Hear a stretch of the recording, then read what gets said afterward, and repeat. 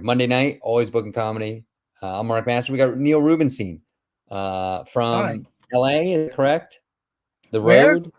Where The are you road. based at? I from New York originally, and Okay. then my most recent mailing address was Oklahoma. But Oh, okay. All right. Well, I have you listed as LA, but we'll fix that. Maybe that was Twitch's problem. Twitch oh, you said know that the what? title was inaccurate. I think because Dale introduced us, Yeah, yeah. I and met you he's through LA. a LA comic. Cool. Well, great to we've never chatted before, Neil. But this is the pretty simple concept here. We talk about stories of the road and doing comedy and getting booked. And let's just start with like how you got started in comedy. Um, it's I I kind of backed into it. I ran. I've always been a criminal. I've always done like criminal things, and I was running an illegal poker club on Long Island, and Okay. some buddies at Spike TV needed a dealer slash gambling expert for a TV show they were doing. Okay. So I started doing television, and we would have guests on the show all the time. And one of our recurring guests was Artie Lang. And Okay. one day he like asked me if I liked doing TV, and I was like, "Yeah, it's fun." And he was, I remember the quote. He was like, "Well, shit ends, kid." He was like, "If you want to keep doing it, you got to figure out a way to keep doing it, cause shit ends, kid." And he was like, "Oh, you should start doing stand up and like writing, and that'll get you back on television." And so I'm the only person on earth who took life advice from Artie Lang, and here I am living in a car. So follow your What part of the dreams, world are you in kids. right now? I'm on Long Island currently. Oh, okay. Nice. Cool. Yeah, Okay. And how long ago was that? that was a long time ago. That was 10 or 12 years ago, probably at this point. Okay, so hey, younger comics, this is what you can look forward to once you Yeah. put in a good decade. Um, yeah, okay, well, let's go. Let's get into something positive, more fun. Oh, yeah, yeah, Uh, sure. tell me about a fantastic booking win. I mean, 12 years is a long time, but is there something you've done that you were really excited about when the opportunity came along? Yeah, well, I took a little break. Like I started at his suggestion, and I mean, like, I'm in no way like I don't want to make like I'm friends with him or boys with him at all. Like I was just a random person he was talking to. Like I don't think he would remember me. Um he's like M Bison in Street Fighter. Like that was the day you lost your father, you'll always remember, but to me it was a Tuesday. All right. So like I started when he at his recommendation, and I did it for a couple of years, and I kind of got soured on it pretty quick and quit. Uh, and then like got talked back into it just by friends over time. So I don't really count.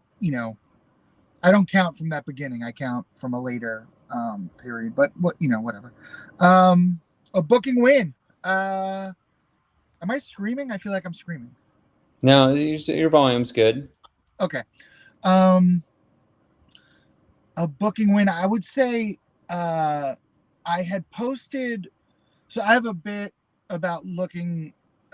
Someone once said to me, and this is a true story. Someone once said to me that I looked like a fat Joaquin Phoenix, Okay. and I have a bit about that. Uh, and I posted it on TikTok in like the middle of 2021. Okay. And Chelsea Lynn, trailer trash Tammy. I don't know why I'm having problems speaking. Um, Trailer Trash Tammy, Chelsea Lynn, saw it and reposted it.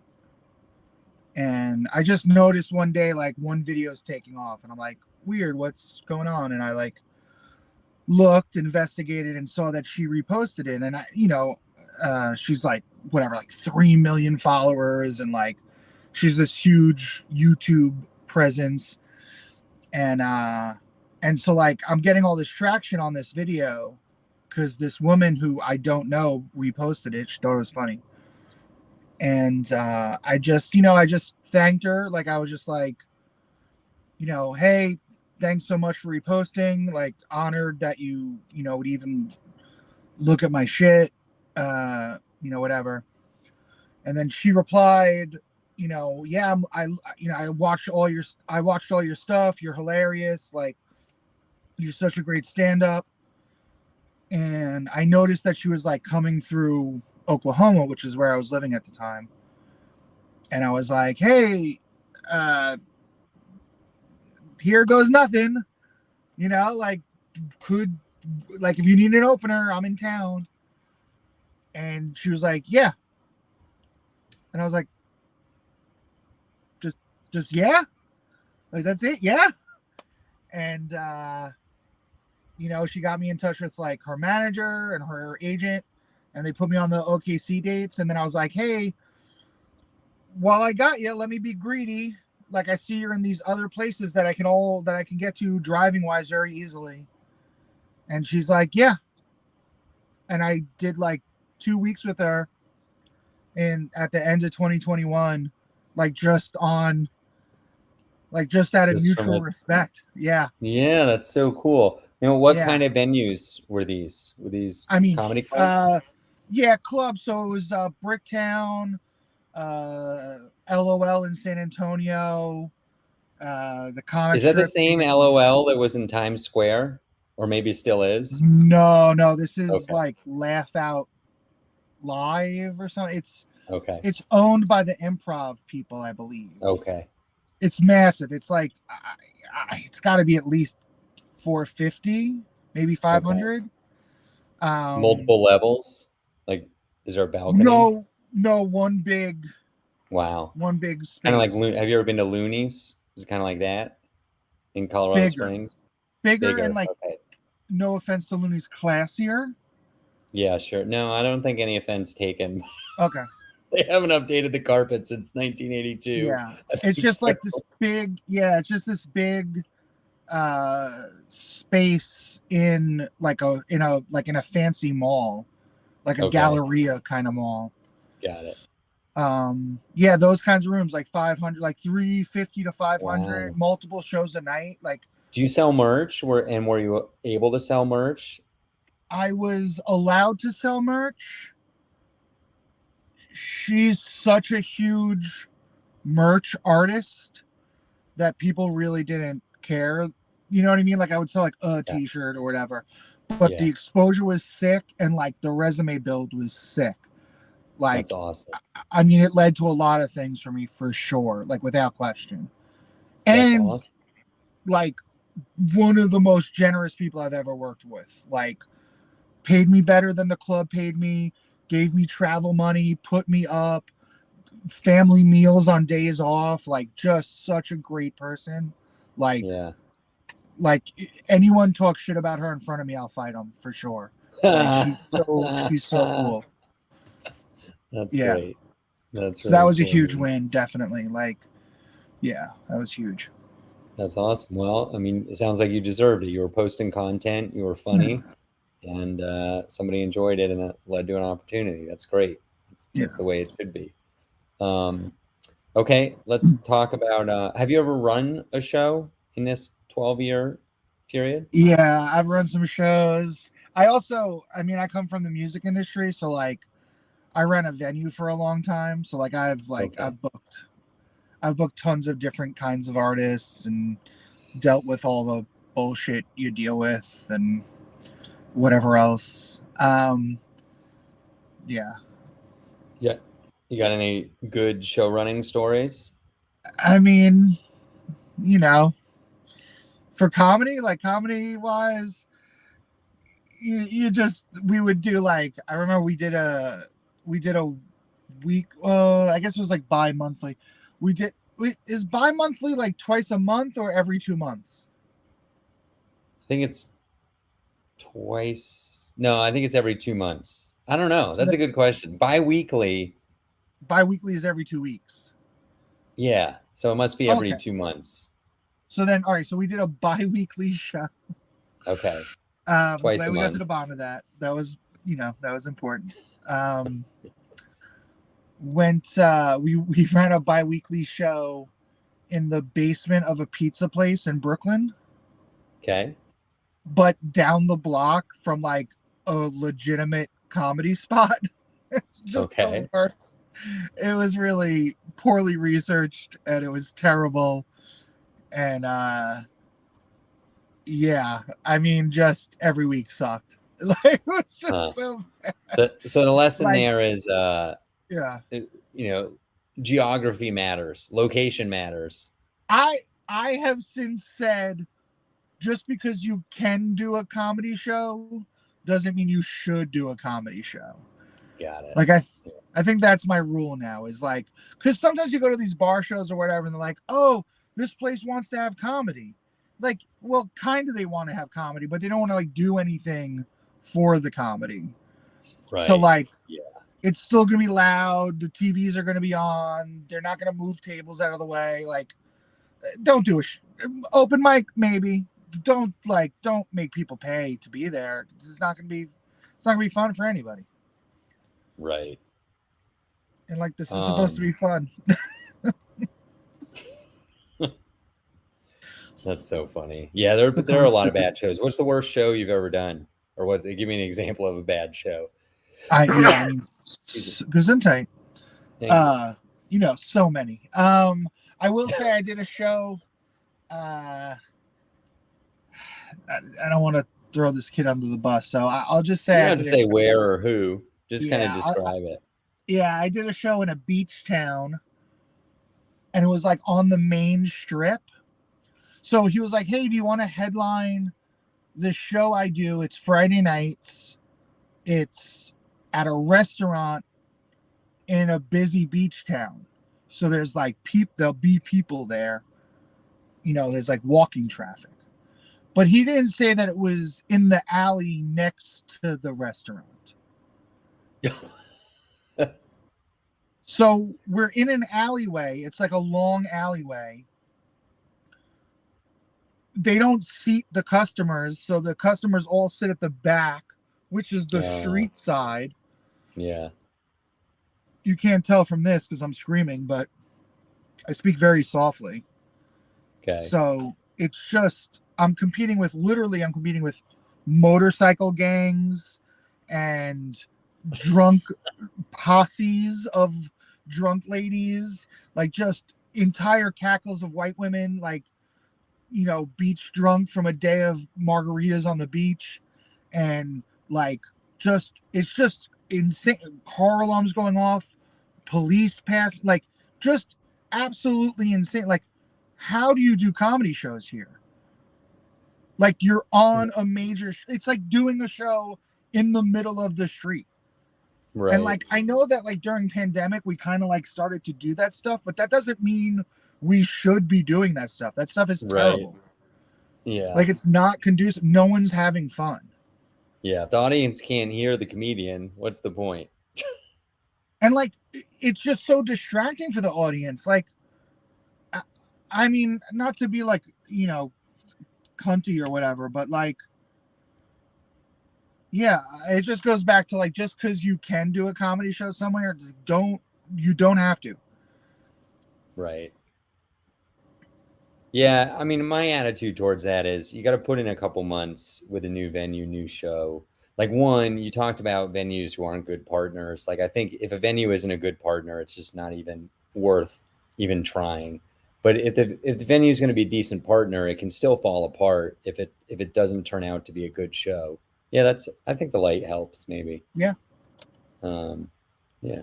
Looks like we're interrogating you in Gitmo a little bit. I like it. I think it's better than the dark. I mean, it's a Okay. little shadowed, but anyways, I think you got to give a show a couple months to get on its legs. Usually, you try and get some kind of recurring audience, and you kind of train people how to laugh and have a good time. Yep. Yeah, but that the that's the promoter's, like that's your job as a booker, or as a venue. Like it's not it's not the out of town comics job Right. to Absolutely. do that. Like Yeah. if you buy talent to come do your venue, you know, like lead with it's in an alley. You know what I mean? I wouldn't have Yeah. I wouldn't have put either of us in that position. You Right. know, like I would have just been like, all right, another time maybe. Yeah. Or So how would you I have still would have improved done that it. show? Say again. Sounds like seating people more deliberately would have helped. I mean, at a minimum. But I mean, Yeah. I feel like I see that almost everywhere. Is like, um, you know, when the venue doesn't seat people and it's they they know they're not sold out every week or close. You know what I Yeah. mean? Yeah. Like, I did a show Saturday. We sold 30 tickets. We knew that half an hour before the show. And we put out 40 seats because you never know how many walk-ups you're going to have. But then we reserved, I have like reserved placards, and the whole back row, which was 10 people, I reserved it. So like I wouldn't let people sit there, so they had to great. sit in the front part. And we got close to filling up everything. There was still like one front row seat that was or table that was empty. So we had to like bribe some people to go up front. And then we started removing the reserve placards, and we ended up with like 35.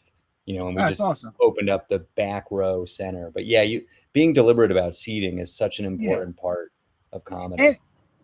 like, well, I mean, whatever. The trick we would do is we would put out an extra row that was like uncomfortably close, Yeah, and then you remove it. I and love then that. move. Yeah. That's so funny. That's Um, hilarious. I've never done that. I've heard that trick, but yeah, I think people would sit like a lot of my shows they're like pop-up shows in very tight spaces. And so we already have a row that's like basically on top of the stage, which I think is cool. Some people it's like that. great. It's Yeah. great. It's great. Uh, I yeah. I just, you know, and again, like, I don't mean to be like cunty or whatever about it, but like, just be honest and forthcoming with that information when booking the person. You know what I mean? Like, you know, it, some of us do this like we're like, eh, whatever. It's You're relying on a I'm certain level relying of on it. quality. Yeah. And Yeah. it, and also like my mental health relies on it too. Like, if you set me up to fail, like that's gonna stay with me for weeks. Yeah. I hear Like, you. I'm not gonna have a I'm gonna have like I'm gonna spiral. You know what I mean? Like, which, whatever, that's not your fault. Like, you're not responsible for my mental well-being, but like, don't Yeah, well, invite it's people. a kindness. Like I Yeah. recently had a pretty big name, an Ashley touring headliner, and we were doing 3 nights in a row, a run, and the middle night was a brand new venue. I'd never run a show there. Ticket sales were awful, and I was just like, "Hey, I want you to know, this first night, this is the most fun show. It's the best venue. We have the best ticket sales. The third night is going to be okay. It's got some problems. I'll explain them to you. The middle light, I have no idea what's going to happen. It's the first time we've been in this venue. And then when we got there and we sold a bunch of tickets the day of, and it was actually like I call it a good show. It wasn't amazing, but it was good. The headliner was thrilled because I Yeah. had kind of set very low expectations. They're getting paid regardless, but you under promise and over deliver. That's not a bad strategy. I mean, even if like I don't mind if you're like, oh, it's always a good show, and then I show up and it's a bad show. Like, I'll take the hit. Like, I know I'm Yeah. not a draw, so if it doesn't, like, I didn't help. But yeah, hey, let me know if this show's in a parking lot. Yeah. Let me know. Like, let me know, because then I I'll remember make I, the I did informed a decision. open mic once in Los Angeles where you have to pay for most open mics, and it was at a club. And so we went to this club, and I pay my I think it was $5, pay my $5, hanging out. I'm looking into this beautiful showroom, and then right before the mic starts, they take us all through the kitchen into the back alley where it was unseasonably cold. It was freezing cold. It was like 35, 40 degrees. And in LA, it's moist. It's like humid. So it's different than like Colorado, where like 40 degrees isn't always that bad. So it's freezing cold. And it was such a disaster. Yeah, expectations are important. We got another comment from the Carolinas. Thanks, Mark, for this. This is yeah. So it's basically saying that you know, ask some questions. So I think there's also some responsibility on the comic to ask some basic questions. Hey, Yeah, what's the expected turnout? Tell me about the sure. venue. Do other headliners ever sell merch? Because I have one show that is like terrific. It's a great show, but people never, rarely the comics do well with merch. And I like to tell comics that ahead of time, like, hey, you're getting paid X. Maybe there's lodging, maybe there isn't, whatever the contract is. And then don't rely like this for whatever reason. This venue isn't great at selling merch. People just don't do great there. Maybe you will, but don't plan on it. Yeah. You know what? Like, kind of to that comment, fuck that. You know what I mean? Like, you tell me it's in a Okay. restaurant. You tell me it's in a restaurant. Why would that even Yes. occur to me? You know what I Right. mean? Like, Yeah. hey, do you want to do a show? It's at this restaurant downtown. There's lots of foot traffic. Oh, cool. That sounds good. Why would I be Yeah. like, hey, man, just like, Want to make I have sure this it's list of questions. yes. Is it in an alley?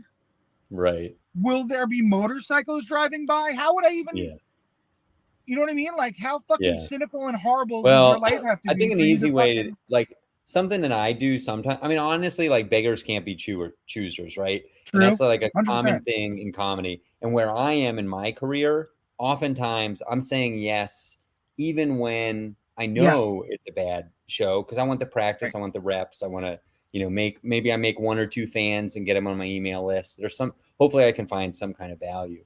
But I think a good way to approach that is, hey, I got a quick question about the lighting and sound.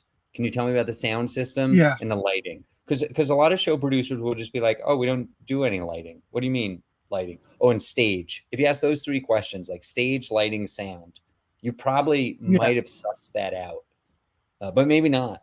Maybe But no, because he had a stage, he okay, did have a spotlight, and there okay, was sound, but okay, all right, the sound sucked. He didn't okay, know how to do it. Like, yeah. listen, yeah, I should Sounds like a ask, terrible. but Is the show also still going? Do you have any idea? I have no interest in knowing. What a nightmare. All right, well, let's talk about a good. So you're on the road almost all the time. Let's talk about a All the time. good road story. What's a good road comedy I fun thing? mean, just being around people, getting to meet people. Oh, here's a fun one. I don't like I don't really like posting crowd work clips. Like, I don't want to encourage it to my people. Like, if you Sure. become a fan of mine, I want you to know, don't talk to me. Like, I'm not I'm not Right. interested. But um there was one show, it was at the Riot, and there was like an interesting couple. Is that Uh Houston? yeah. Okay. There was like an interesting couple seated like right in the front, and I like crowd worked them just because it was like distract. It was like they were a distracting looking couple. Like, Okay. it was a young hot blonde woman with an older guy, Okay. Look like a and John situation. it looked like maybe her and her dad. Oh, okay. Okay, that's a nicer way So of looking at it. yeah, so I was like, dad, and she's like, nope, and I'm like, huh. And so I crowd worked a little bit. It was very funny. It did like extremely well on uh Facebook and Insta. Well, not Instagram. It did tremendous on Facebook. Okay. Like in the millions. And it they saw it. Like, Okay. just this random couple, they saw it. And Okay. the woman reached out and was like, "Hey, that was us. You were great. We saw that you're coming back with Ben Bailey. Like, we can't wait to see you." And I was like, "Oh, or vice versa. Maybe let's come back with Liz. I forget the order, but they're like, "Oh, we see that you're coming back. We're gonna come see you again. Like we loved it. We thought you were amazing. Like I was so glad we found the clip because I had forgotten your name." And she ended up like donating a huge chunk of change to the GoFundMe for the special. She like her and her they got they've since gotten married. They're like hey, when you're passing through you can crash with us, like we have a guest room, like just like ended up being like the coolest people. And like Yeah. just like from a crowd work clip, it was just like so it's just so cool. Like, and that's that's the kind of stuff that only happens like from doing this thing that we Yeah. do. Yeah, I hear you. I was in Albuquerque, New Mexico this weekend, did a Love show. it. There was a guy on work travel from Cheyenne, Wyoming, and which is not very far from Denver where I live. And I was like, I do shows in Cheyenne pretty regularly. He's like, we are definitely coming to see you. We can't wait to see you again. So yeah, that's cool. That's great. So let me That's ask awesome. you, I'm gonna get selfish here and Where, ask you where were you in some Albuquerque? Hollow Spirits Distillery. Oh, okay. Sorry. It was a Okay. good room. It was a great room. I'd be happy to introduce you to the showrunner, or not the showrunner, the venue owner. So I produced the show myself. So it was a little Oh, weird. I was booked on a show, and 2 weeks out, they canceled the show because the venue rented out the like side room to a private yeah. party where the show was going to be. And so then I was without a show, and I just cold emailed 9 different breweries, distilleries, and wineries. 2 got back to me. One of them I ran a show at. I ran it. I booked local comics. I brought the light and the stage. I had a local comic bring sound, and we had a great time. It was really it was fun. We had like 35 people there. I made money. I sold almost $200 in merch. Like 3 people signed up for my email list, which doesn't sound significant, but it's hard to get people to sign up for your email list. Yeah. So I My was pretty happy about it. My buddy Liz Mealy, who I opened for quite a bit, she'll like give a free sticker if you sign up. Yeah, yeah, that's a good A idea. little bit of an incentive. Have you Yeah. have you been to Dry Heat Comedy Club? Have you heard of that? Love it. Yeah, love it. Okay, I'm doing They're that in August. I'm coming back for yeah, that. they're an awesome couple, and that room is super cool. Yeah, I went and Um, checked it out. It was their 1 year anniversary, so it was hard to sell tickets because it was their 1 year anniversary night. yeah, So like Albuquerque isn't a big place. So like I was doing a show, the club was doing a show. We got a comment online. That's a lot of hot chocolate. During the winter, I sold hot chocolate as merch. I have 2 more hot chocolates left to sell, and I'm saving them until next winter. I don't bring them on the road, but I sold a bunch of that's great. books, which was great, and a bunch of stickers, some T-shirts, and a beanie. Okay, so here I want to ask you some questions, Neil, because you're like a road dog, and if I can, hopefully that's not a bad term. No, Any I'm trying to get trips? some like light here. Okay. Okay, all right. Talk to me about like long drives. Like, what's the longest you'll consider driving in a day? What do you and then if you're doing like 10, 12 hours or something like that, like how do you survive a 12-hour drive day? Do you have any tricks? Um, a, 12-hour drive. I gotta break it up. There's no Okay. it's just unhealthy. Like maybe when I was younger, it's like a different thing. Like 12 hour, when you get out of the car after a 12-hour drive, like your bones hurt, you have like blood clots that started elsewhere, like you're just like I don't know, 12 hours is crazy.